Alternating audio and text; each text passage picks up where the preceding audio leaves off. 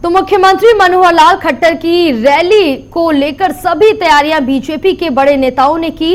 अमित भारद्वाज ने बीजेपी का दामन थामने का फैसला लिया है।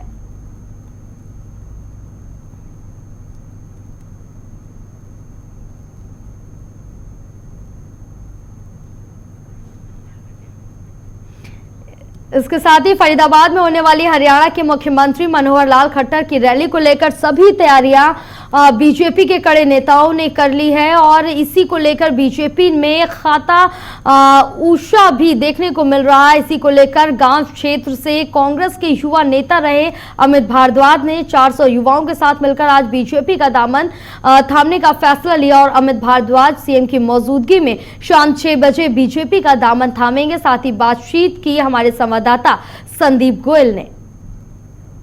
फरीदाबाद में जैसे जैसे नगर निगम चुनावों की तारीख कहें या फिर चुनाव नज़दीक आ रहे हैं, ऐसे में अब राजनीति भी गर्म होती जा रही है। तो वहीं पार्टी जो है लगातार अलग अलग चेहरे देखती हुई नज़र आ रही हैं। हमारे साथ युवा हैं जो अब बीजेपी में शामिल हो रहे हैं, पहले कांग्रेस में थे। सर, सबसे पहले दर्शकों को अपना शुभ नाम बता दीजिए और क्या वजह रही कांग्रेस छोड़ने की और अब बीजेपी में क्यों? मेरा नाम अमित भारद्वाज।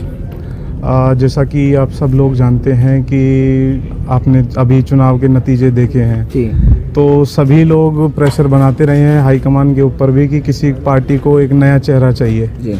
लेकिन पार्टी अपने फैसले से पे अड़िग है और पार्टी अपना फैसला चेंज नहीं करना चाहती। और जैसे कि आपको भी पता है पार्टी सत्ता में है, तो किसी भी पार्टी में को ज्वाइन करने का मकसद यही है कि अपने एरिया में सबसे पहले मेरे लिए जो मैटर करती है वो चीज़ मेरा अपना एरिया है। जिस एरिया में लगभग वजीरपुर गांव की बात करूं तो मैं पिछले 15 साल से कोई भी नया काम नहीं हुआ है यहाँ, तो एक पहल है। जबकि बल्कि मुझे मेरे परिवार ने, मेरे गांव वालों ने, मेरी बस्ती ने उठाया है कि भाई तुम आओ, आगे आओ और तुम चुनाव लड़ो जी। तो मैं उसके लिए अभी बीजेपी पार्टी आज ज्वाइन करने वाला हूँ।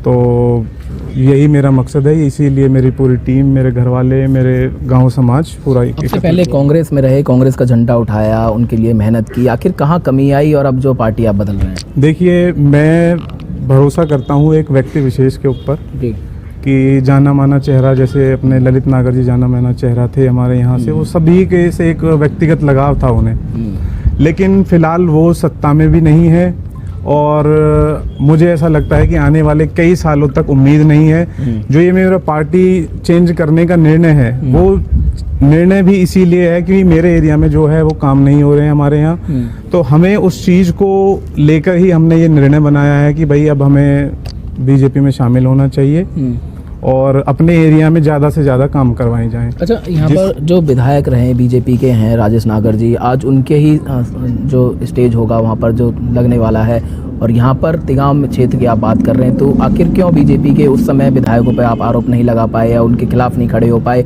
और आज उनके साथ खड़े हैं? क्योंकि आप कह रहे हैं कि गाँव में या क्षेत्र में विकास नहीं हुआ।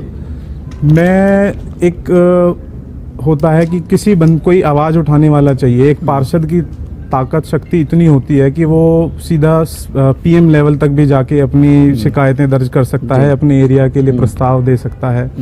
लेकिन हमारा एरिया ऐसा रहा है कि हमारे एरिया में कभी जो पार्षद यहाँ से बनकर गया उसने कभी दोबारा यहाँ झांक के देखा नहीं कि भाई अब यहाँ क्या हो रहा है, क्या होना चाहिए जी। जो कार्य कांग्रेस के टाइम में चौधरी महेंद्र प्रताप जी ने करवाए वो कार्य हुए थे, उसके बाद यहाँ कोई कार्य ही नहीं हुआ है। कोई नया कार्य कोई बता दे, 15 साल से 18 साल से यहाँ कोई भी वजीरपुर गांव में कोई नया कार्य नहीं हुआ। तो आज कितने लोगों की मौजूदगी में आप बीजेपी ज्वाइन कर रहे हैं और क्या कुछ आगे जो है तैयारी रहेंगी, क्या कुछ लक्ष्य रहेगा? लगभग मेरे साथ 400 से 500 लोग होंगे जो कि आज यहाँ से हम सीधा रवाना होंगे तिगांव रैली के लिए, जहाँ मुख्यमंत्री जी आ रहे हैं और मुख्यमंत्री जी ही मुझे आज बीजेपी पार्टी ज्वाइन कराने वाले हैं। क्या कुछ आगे की तैयारी, रणनीति, लक्ष्य? आगे की तैयारी जो हमने अपना प्रस्ताव है वो मुख्यमंत्री जी को पास करा दिया है, जैसे प्रोटोकॉल होता है किसी विधायक जी के थ्रू हमने वो आगे पास कर दे दिया है।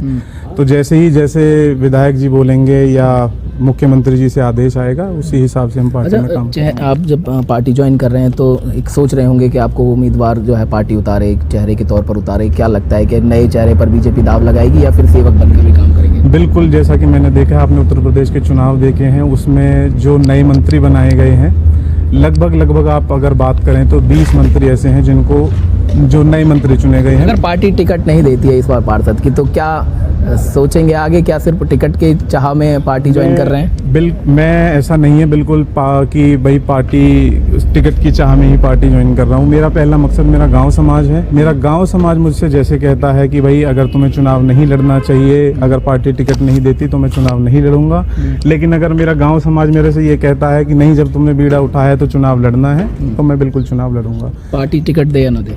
पार्टी टिकट दे या ना दे, ये मेरे अपने क्षेत्र के ऊपर होगा। वो मुझे बताएंगे कि आगे की मार्गदर्शन वो मेरा करेंगे। मेरे बड़े बुजुर्ग हैं यहाँ पे, यही मुझे बताएंगे कि भाई अगर पार्टी टिकट ना दे तो मैं चुनाव, अगर ये मना करते हैं ये लोग, तो मैं बिल्कुल चुनाव नहीं लड़ूंगा। तो ये देखिए, आज बीजेपी ज्वाइन करने जा रहे हैं और करीब 400 युवा इनके साथ आज जो है सीएम की मौजूदगी में बीजेपी को ज्वाइन करेंगे और कहीं ना कहीं जो क्षेत्र की मांग होंगी उनको उठाने का काम जो है ये सभी युवा जो है मिलकर आज मुख्यमंत्री से मिल रहे हैं और उसी दौरान जो है पार्टी को ज्वाइन होंगे। सहयोगी राकेश के साथ संदीप गोयल, J24/7 न्यूज़, फरीदाबाद।